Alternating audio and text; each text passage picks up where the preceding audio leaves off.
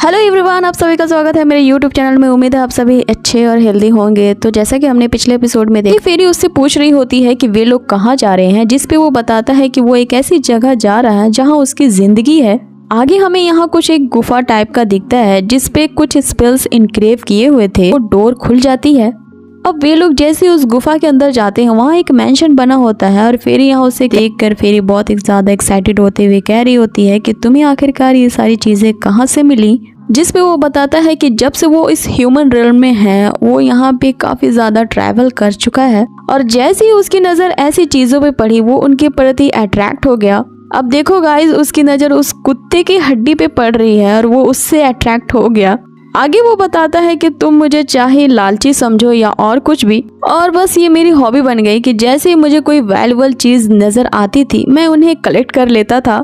सो मैंने इसी तरह की चीजों को अब तक कलेक्ट किया है, लेकिन मुझे नहीं पता कि ये चीजें क्या हैं। लेकिन अगर तुम इन्हें जानती हो तो ये चीजें क्या है, इन्हें आइडेंटिफाई करने के लिए तुम मेरी मदद कर सकती हो। जिसपे फेरी वहाँ पर एक एक चीजों को उठाकर बताने लगती है कि ये इस ईरा की है, ये इतनी यूनिक है, ये इस पैटर्न की है, वगैरह वगैरह। अब वहाँ एक एक करके फेरी उन सारी चीजों को आइडेंटिफाई कर रही होती है कि ये इस मटेरियल की बनी है, ये उस मेटल की बनी है। अब ये सुन के तो वो लॉर्ड चीन मुंह फाड़ फाड़ के कह रहा होता है कि मैं इतना ज्यादा अमीर हूँ, मुझे तो ये पता ही नहीं था। आगे वो उससे कहता है कि तुम इस पे काम करती रहो, मैं तुम्हारे लिए कुछ डिलीशियस लेके आता हूँ। और उसे हम वहाँ से जाता हुआ देखते हैं। तभी फेरी की नजर एक पर्ल पे पड़ती है और वो उसे देख के सोच रही होती है कि इसे तो मैंने कहीं देखा है, पता नहीं इसका नाम क्या है। अब जैसे ही फेरी उस पर्ल को लेके आगे बढ़ती है, वो एक दीवार से टकरा जाती है और उस दीवार पे लिखा था नीचे देखो। अब जैसे ही फेरी नीचे देखती है, वहाँ का शटर खुल जाता है और वो धड़ाम से नीचे गिर रही होती है। अब वो पर्ल शाइन करने लगती है। तभी अचानक से फेरी को याद आता है कि ये तो वही ल्यूमिनस पर्ल है। अब मुझे याद आया, मैं भी ना कितनी स्मार्ट हूँ। और तभी उसे याद आता है कि स्मार्ट की बच्ची नीचे तो देख, तो गिर रही है। आगे हम देखते हैं कि फेरी अचानक से गिरते हुए बच जाती है और वो जिस पोजीशन में होती है, वो अपने आप से कह रही होती है कि लगता है मुझे डेजा वू हुआ है, क्योंकि इस पोजीशन में मैं पहले भी आ चुकी हूँ। आगे वो अपने आप को संभालते हुए कहती है कि लकीली यार, यहाँ पे कोई नहीं था आसपास में। तभी उसके हाथों से वो ल्यूमिनस पर्ल गिर जाती है और वो सीधा जाती है हमारे डेविल के पास।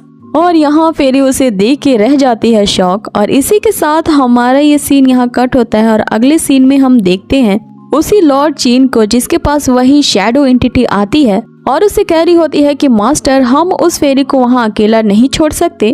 जिस पे वो कहता है कि ट्रेजर्स को हमेशा ट्रेजर के पास ही रहना चाहिए, और अगर मैं उसे ऐसे ही कहीं छोड़ देता तो मुझे डर है कि कोई और मुझसे पहले उसे ले जाता। आगे वो शैडो एंटिटी उसे बताता है कि कुछ गड़बड़ हो गई है उस स्पेस क्रैक में, जिसे आपको वहाँ जाके देखना चाहिए। जिस पे लॉर्ड चेंग उससे पूछ रहा होता है कि आखिर क्या हुआ है।